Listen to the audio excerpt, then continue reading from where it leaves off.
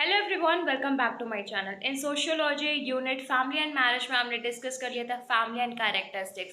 Family की definition, introduction आपके लिए इंपॉर्टेंट है। फैमिली की दो डेफिनेशन याद करिएगा, क्योंकि जो एलेक्ट मॉडल ने दी थी वो सिर्फ वन लाइनर डेफिनेशन है, कन्वीनियंट नहीं रहेगी अगर वो 5 मार्क्स या 10 मार्क्स में आता है। उसके साथ में कैरेक्टरिस्टिक्स हमने डिस्कस कर लिया था। आज की वीडियो में हम डिस्कस करेंगे बेसिक नीड्स ऑफ फैमिली।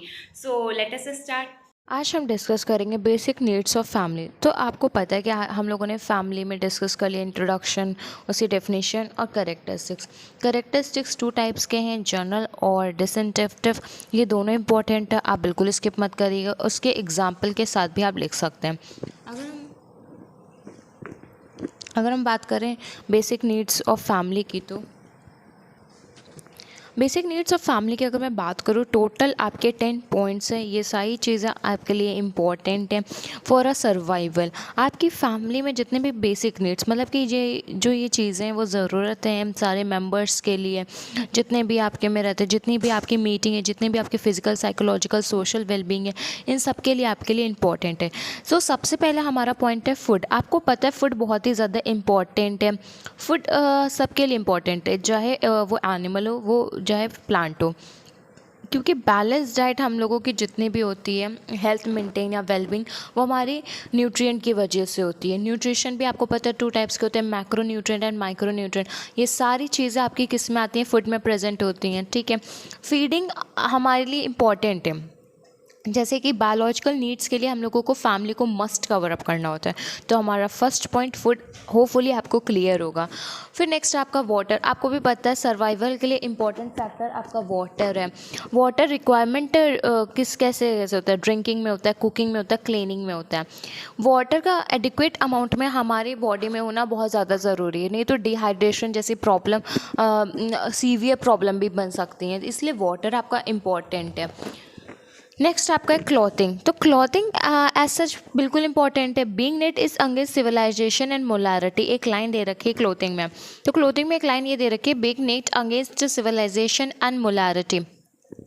अगर हम विदाउट क्लोथ रहेंगे तो हम किसके अगेंस्ट रहेंगे? सिविलाइजेशन के। एज अ सिविलाइजेशन आपको एकदम प्रिडिक्ट होकर रहना, आपको एकदम प्रोटेक्ट होकर रहना है। साथ ही साथ आप एक डिटरमाइन करो कि आप एक सोशल वेलबींग हो, एक ऐसी फैमिली से डिटेक्ट करते हो जिसका रेपुटेशन, जिसका एक एडिएशन, जिसका सब कुछ एक इम्पॉर्टेंट है। होपफुली आपको ये चीज़ें लग रही होंगी एज अ एटिकेट से, बट ऐसा नहीं है। क्लोथिंग भी एक इम्पॉर्टेंट फैक्टर है फैमिली के लिए। आप फेस्टिवल्स में कोई भी क्लॉथ खरीदते तो यही सोच रहे होते हैं एज अ ट्रेडिशन और as a western, so it's like a clothing word.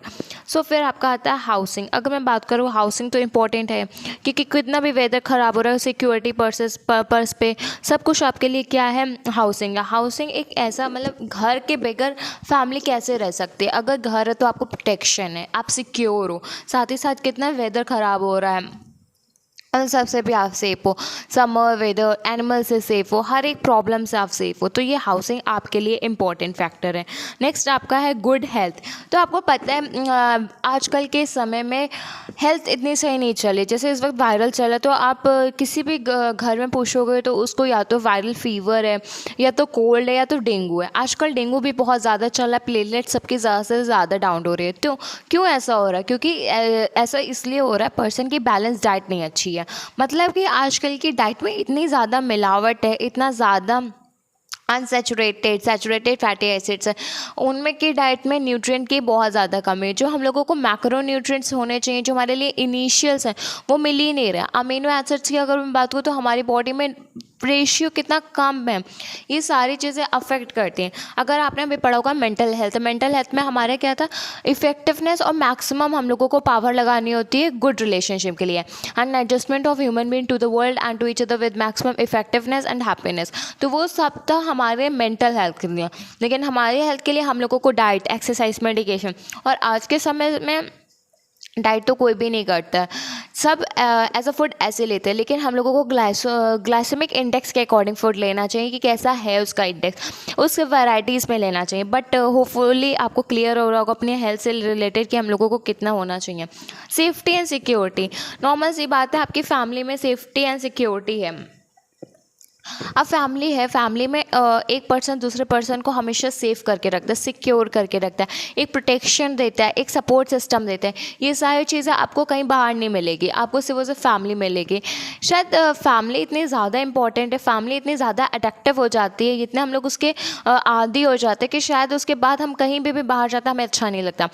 घर के बाहर अब हॉस्टल में, लेकिन मुझे नहीं लगता बहुत से लोगों को हॉस्टल अच्छा लगता होगा। फॉर मी, मुझे तो हॉस्टल अभी भी नहीं अच्छा लगता, मेरे को तो अभी भी घर बेस्ट लगता है। बट इसीलिए कॉलेज में या फिर हॉस्टल में घर की याद आना इस मस्ट है। होम सिकनेस सिम्टम्स हम लोगों को इसलिए सबसे ज़्यादा दिखते हैं because of these basic needs, these features. आपने इतने सारे उसके फंक्शंस पढ़े, इतने सारे उसके फीचर्स पढ़े, आपको खुद पता होगा कि कितना इंपॉर्टेंट है हमारे लिए।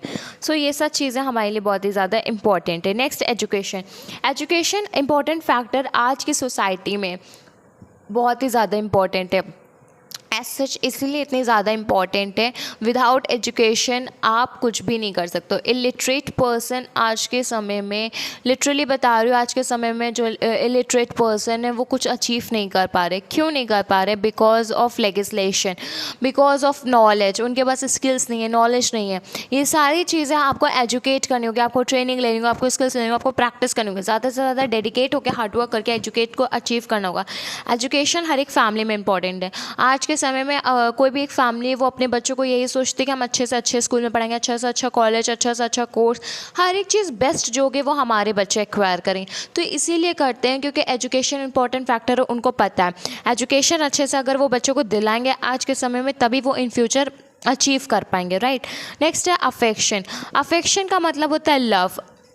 फैमिली में प्योर लव प्रेजेंट होता है। प्योर लव का मतलब ये होता है जैसे कि प्योर लव में प्रोमिसेस कम होते हैं, परफेक्शन ज़्यादा होता है, शोनेस कम होती है और डिफरेंसेस भी कम होते हैं। लेकिन जो हम लोगों का लविंग नेचर होता है, जो कि हम लोग एक दूसरे से एक्वायर करते हैं, जो कि एक दूसरे के लिए प्रोटेक्ट करते हैं, सिक्योर करते हैं, और हम लोग जो एज अ रिएक्ट करते हैं, वो हमारा अफेक्शन में आता है। अगर मैं बात करूँ अफेक्शन की, तो सबसे प्योर लव हमारी फैमिली में आता है। जैसे मम्मी पापा से एक चिल्ड्रन का है, एक चिल्ड्रन का मम्मी पापा से बहुत ही है, सिबलिंग्स में होता है, कज़न्स में कितना ज़्यादा होता है। हाँ, होपफुली लड़ाई भी होती है, वो सब एक कॉमन चीज़ है, बट आपका अफेक्शन तो बहुत ज़्यादा है ना। अगर आपके लिए आपके मम्मी के खिलाफ कोई कुछ बोलेगा, नहीं अच्छा लगेगा। क्यों? क्योंकि आप उनके ज़्यादा इतना लव करते हो, इतना अफेक्शन करते हो, वो आपसे इतना लिटरली करते हैं। आपके सामने पेरेंट्स का ही होता है, आपके सामने भले जितनी भी बुराई कर ले, बट लिटरली वो आपके लिए बहुत ज़्यादा सपोर्टिव होते हैं, लविंग होते हैं। क्यों? क्योंकि वो सब आपसे अफेक्शन में होते हैं, और ये सब चीज़ें आपको कहीं और नहीं मिलेगी। बाकी सब आपको बीबी मिलेगा, दैट मीन्स बिग बॉस मिलेगा, बट एक घर होता है जो आपको सुकून मिलेगा।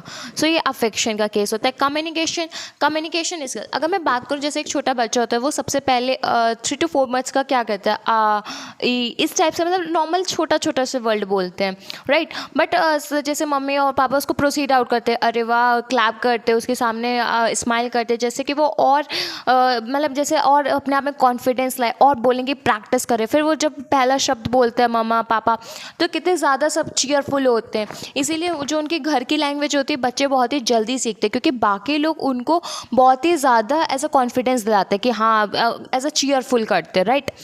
और बाकी अगर अब जैसे अपनी इंडियन लैंग्वेज तो सब इतनी जल्दी सीख जाते हैं, फॉरेन लैंग्वेज सीखने में इसलिए समय लगता है। और कम्युनिकेशन, कम्युनिकेट करना आपको उन्हीं से अच्छा लगता है जो आपको सुनना पसंद करते हैं। ये एक मेन लाइन है, ये बेस्ट लाइन है। आपकी फैमिली के जितने भी प्रॉब्लम्स है, पेरेंट्स आपके साथ क्यों शेयर करते हैं? क्योंकि अब आप मैच्योर हो चुके हैं, अब आपकी एक एज स्टेन हो चुकी है जिससे हम आपके साथ बातें शेयर कर सकते हैं। वो कम्युनिकेशन स्किल्स होती है। आप भी तो अपने बचपन से सारी बातें शेयर करते आ रहे हो। जितना ट्रस्ट आप अपने फ्रेंड्स, अपने रिलेशनशिप में नहीं कर सकते, उतना आप अपनी फैमिली पे कर सकते हो। फैमिली जो सही गलत का फ़र्क बताती है, उस टाइम आपको भले बुरा लगे, लेकिन इनगारंटली मैं आपसे बोल रही हूँ, आपको एट लास्ट बाद में यही लगेगा कि अच्छा था कि पापा ऐसे कह रहे थे, अच्छा था कि मम्मी ऐसी कह रही थी। क्योंकि एट लास्ट आपके साथ आपके फैमिली आपके साथ ही रहेगी। एट लास्ट आपके साथ आपकी सिर्फ और सिर्फ फैमिली रहेगी। ये सिर्फ ये फ्रेंड्स, ये रिलेशनशिप नहीं रहेगा। ये सिर्फ और सिर्फ एक टाइम स्पेंड करने का, या फिर कह लो एक ज़रिया है जिससे सिर्फ और सिर्फ आप ये सोच सकते हो कि एक बेस्ट कम्युनिकेट है, बस दैट्स इट। उसके आगे कुछ भी नहीं है। अगर मैं बात करूँ रूल्स रेगुलेशन की, तो मैंने बताया था रूल्स रेगुलेशन हर एक फैमिली में इम्पॉर्टेंट है। फॉर एग्जांपल जैसे कि हर किसी की फैमिली में अलग अलग रूल होते हैं कि सुबह 5 बजे उठना है, या फिर थर्सडे को हेयर वॉश नहीं करने, नेल्स नहीं कट करने हैं, संडे का एक अलग रूटीन होता है कि संडे को हम लोगों को बाहर खाना खाना है। ये सारी चीज़ें रूल्स एंड रेगुलेशंस होती है। ये घर का कौन बिल्डअप करता है? ये रूल्स एंड रेगुलेशन हर एक फैमिली का अलग अलग होता है। हर एक फैमिली में जो बिल्ड करने वाला होता है वो एक मेन पर्सन होता है जो कि उसे ही बिल्डअप करता है, राइट। मेरे अकॉर्डिंग रूल्स एंड रेगुलेशन तो आपको पता है कि कैसे स्कूल्स के अलग होते हैं, कॉलेजेस के अलग होते हैं, और अब जैसे आप कहीं पे भी जाओगे फॉर एग्जांपल जॉब के लिए या फिर कॉम्पिटिशन एग्जाम के लिए, हर के रूल्स एंड रेगुलेशंस अलग होते हैं। अगर रूल्स एंड रेगुलेशन है तो इंसान ज़्यादा से ज़्यादा मतलब कन्वीनियंटली वर्क कर सकता है। आपके 10 पॉइंट्स हैं बेसिक नीड्स ऑफ फैमिली के। ये 10 पॉइंट्स के सिर्फ आपको नाम याद करने हैं। अगर ये आता है तो आप इसके नाम लेके अपने आप में इसको लाइन वाइज फॉर्मेट कर सकते हैं, क्योंकि इजी लैंग्वेज में मैंने बताया, एज सच डिफ़िकल्ट भी नहीं है। आप अगर लैंग्वेज देखोगे फूड की या फिर वाटर की या फिर क्लॉथिंग या हाउसिंग की, तो इतनी ज़्यादा डिफ़िकल्ट भी नहीं है।